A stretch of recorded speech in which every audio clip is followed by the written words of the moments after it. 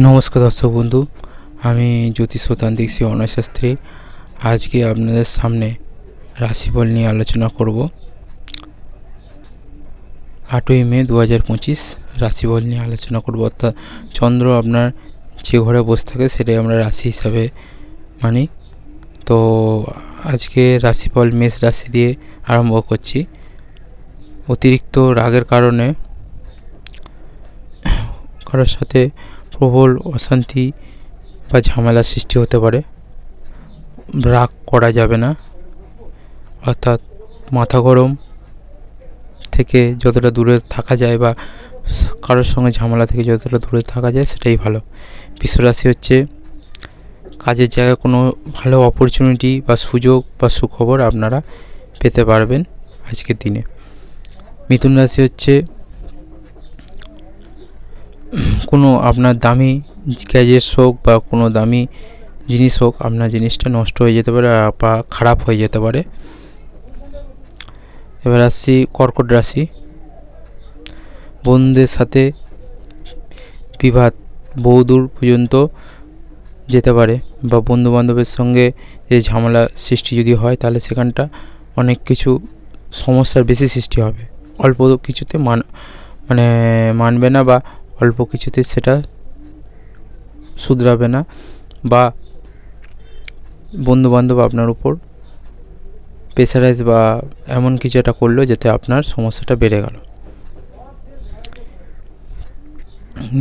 সিংহ রাশির হচ্ছে আপনাদের মেরুদণ্ড রোগ বা স্পাইনাল কর্ড বা কোমরের ব্যথা বা যন্ত্রণার রোগ হতে পারে। কন্যা রাশি আসা যাক। ধর্ম নিয়ে আলোচনা বা ধর্ম সংক্রান্ত কোনো জায়গায় যাওয়া, সেখানে আপনার মানসিক শান্তি পেতে পারেন। তুলা রাশির হচ্ছে নতুন সম্পর্ক যদি আপনারা গড়তে চান, অর্থাৎ বিবাহ করতে চান যদি, তাহলে একটু ভেবেচিন্তে নেবেন, ভালো করে চিন্তা করে তারপর করবেন।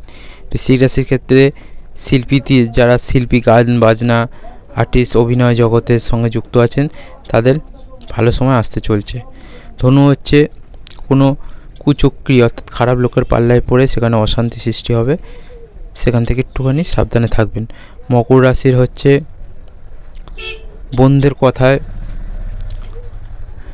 চলবেন, অর্থাৎ বন্ধুদের কথায় চললে আপনার সেখানে ক্ষতির সম্ভাবনা বেশি আছে। এবং কুম্ভ রাশি হচ্ছে ব্যবসাতে যদি আপনারা কেউ ব্যবসা করেন সেখানে আপনাদের কর্মচারী নিয়ে সমস্যা বা কর্মচারী নিয়ে বিবাদের জায়গাটা সৃষ্টি হবে।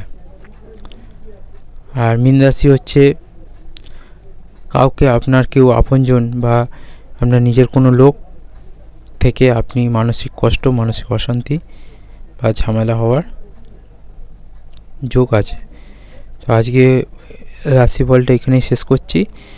সবাই ভালো থাকো। জয় মা তারা, জয় গুরু বামদেব।